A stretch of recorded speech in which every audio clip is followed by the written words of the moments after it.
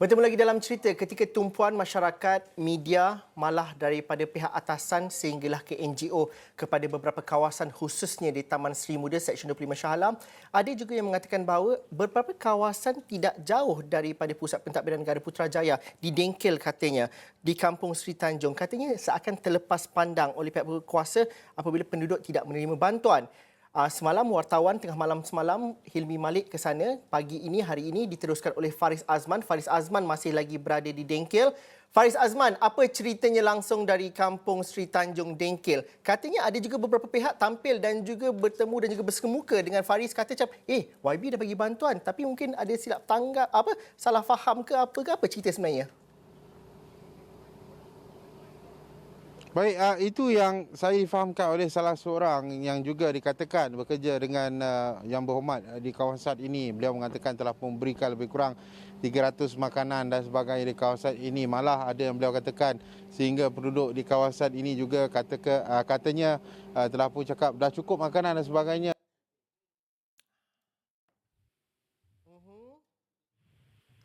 Okey.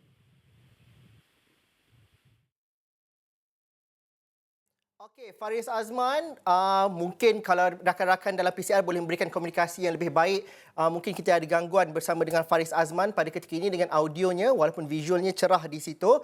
Tetapi kita cuba untuk mendapatkan Faris Azman sebentar lagi kerana ada masalah teknikal di situ. Tapi apa yang cuba disampaikan oleh Faris Azman, beliau kini berada di Kampung Seri Tanjung Dengkel di mana semalam dan ataupun paparannya kami bawakan juga di astroawi.com. Ada cerita bahawa penduduk mengatakan bahawa terlepas pandang untuk mendapat bantuan di kawasan itu. Tetapi menurut Faris Azman sebentar tadi, katanya daripada pihak wakil rakyat di kawasan itu katanya sudah pun memberi bantuan tapi mungkin ada sedikit sebanyak masalah komunikasi di situ. Sama juga dengan kami, ada masalah komunikasi bersama dengan Faris kerana audio yang tidak ada. Kalau sudah dapat rakan dalam studio?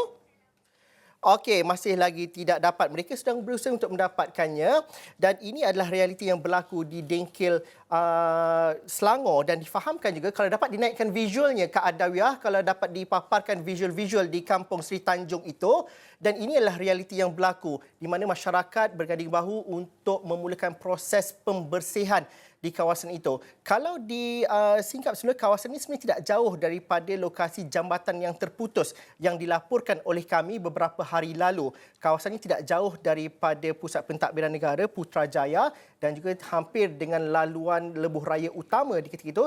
Tetapi menerusi apa yang dikatakan oleh penduduk, ada beberapa bantuan yang kurang diterima buat ketika ini. Kalau dilihat kepada pokok kelapa sawit di situ, aras airnya begitu tinggi sekali dan itu melebihi ataupun mencecah lebih daripada 2 meter sekitarnya. Dan difahamkan juga selain daripada penempatan penduduk di kawasan ini, yang teruk terjejas ialah ada beberapa kebun fertigasi cili dan ini menyebabkan mereka begitu sukar untuk bangkit dan juga untuk menuai hasil dan juga pendapatan utama mereka habis ataupun hilang begitu sahaja. Mungkin kalau kita dapatkan, kalau rakan-rakan dalam studio Encik pandai untuk dapatkan Faris Azman semula, saya mungkin dapat paparkan juga antara kisah seorang bekas juru gambar daripada NST. Sudah dapat belum? Okey, terima kasih Adawiyah Yaakob sudah mendapatkan Faris Azman di sana. Faris Azman dengar saya? Ya, saya dengar Zul. Teruskan dengan laporan Faris Azman. Baik, soalan Zul tadi, katanya ada juga beberapa individu yang datang kepada kami yang mengatakan bahawa YB ada di mana adun kawasan ini juga ada memberi makanan sehinggalah penduduk di kawasan ini mengatakan cukup. Dan mereka mengatakan juga terdapat silam yang telah diberikan dan barang-barang keperluan. Tapi pada masa yang sama sebenarnya Zul, apa yang kami bawakan pada malam tadi, Hilmi Malik berada di sini, ada juga penduduk mengatakan mereka tidak dapat bantuan dan sebagainya. Mungkin ini ada sedikit kekeliruan yang telah pun berlaku di Kampung Seri Tanjung. Kerana kalau kita tahu, Kampung Seri Tanjung ini sebenarnya beberapa hari lalu kami membuat liputan secara langsung di jawatan yang runtuh itu, betul-betul berhampiran dengan kawasan ini adalah di bawahnya. Jadi kemungkinan kalau kita katakan kami berada Bukit Canggang 2 hari Zul, tetapi apabila jambatan itu terputus, kami tidak dapat menyeberangi ke kawasan ini.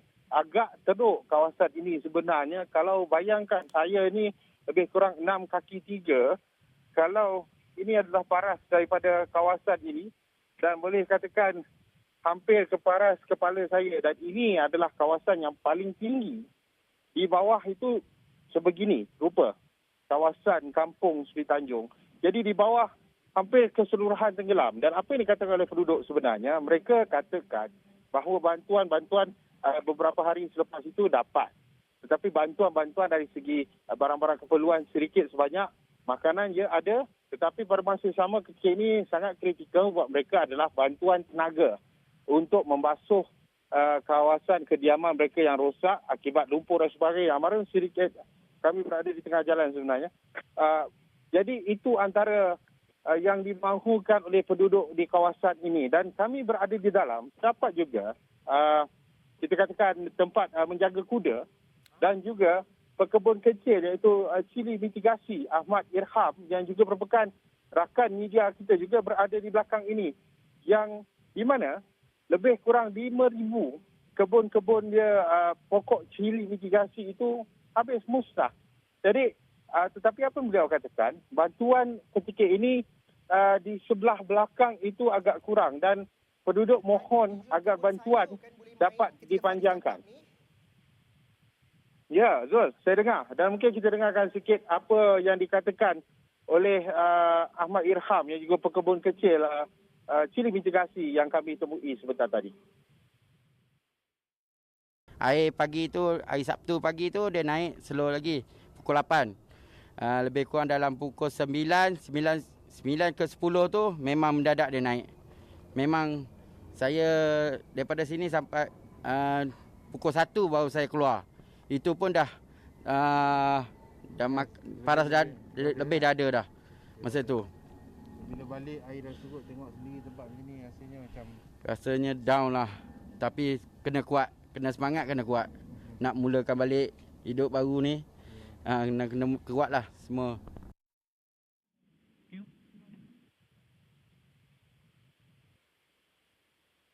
Baik, Zul, kalau dengar saya lagi.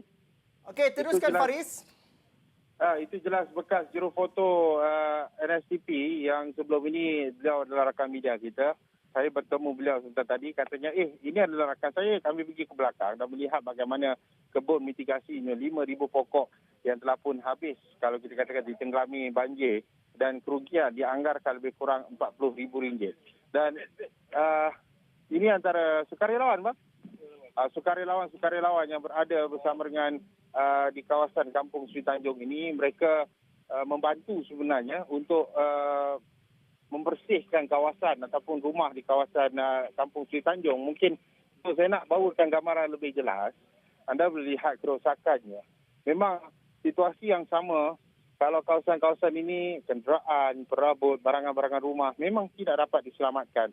Dan bersyukur penduduk kawasan ini katakan bahawa mereka sempat keluar awal apabila air mula naik pada hari Sabtu lalu. Dan air itu sangat deras sehinggalah melebihi lebih kurang 2 meter dan sebagainya. Di kawasan pokok-pokok kelapa sawit ini pun hampir separuh telah ditutup oleh air. Jadi ini situasi ketika ini, tapi apa yang mereka harapkan sebenarnya, Zul, di Kampung Sri Tanjung ini, mungkin kalau kita katakan terlepas pandang dan sebagainya, mereka mahu bantuan daripada NGO ataupun badan persendirian ataupun sesiapa saja sukarelawan untuk datang untuk membantu membasuh. Kerana barangan-barangan bantuan sebagainya itu ada, tapi ketika ini mereka mahu membersih rumah mereka. Itu yang amat diperlukan. Ada makcik tu cakap dah terlalu penat. Beliau dengan suami dah berumur, berusia, hanya 2 orang saja yang buat. Hampir seluruh rumahnya tu dah hampir musnah barang-barang. Terpaksa angkut barang itu dan buang di keluar. Jadi mereka memohon.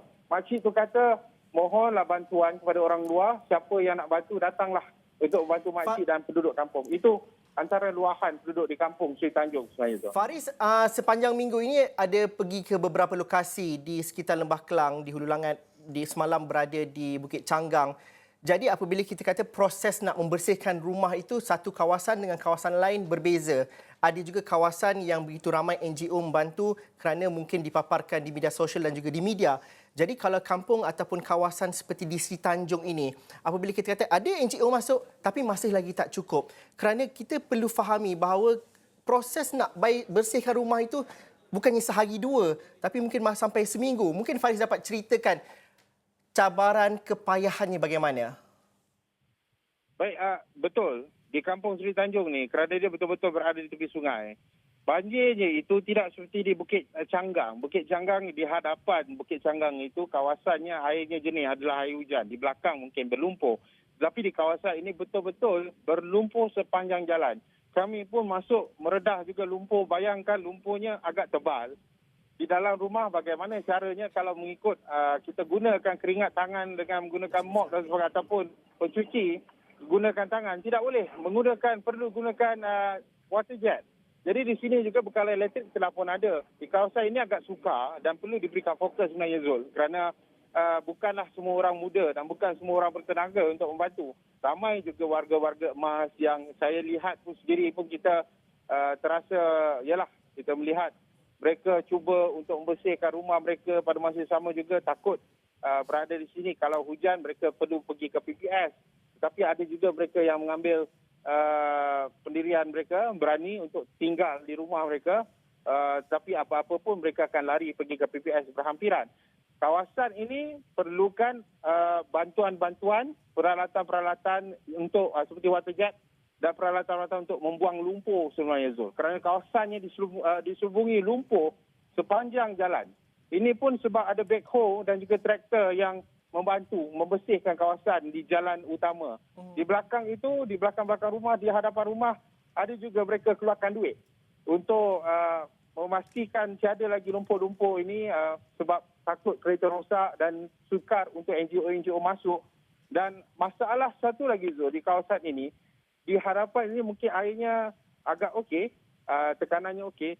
Di belakang sana, airnya tekanannya rendah. Jadi ia menyukarkan kebanyakan penduduk di kawasan belakang di kampung Seri Tanjung ini, mereka terpaksa meletakkan air dalam perigi ataupun dalam kolam yang besar untuk kita katakan air itu bila dah cukup, barulah mereka start basuh.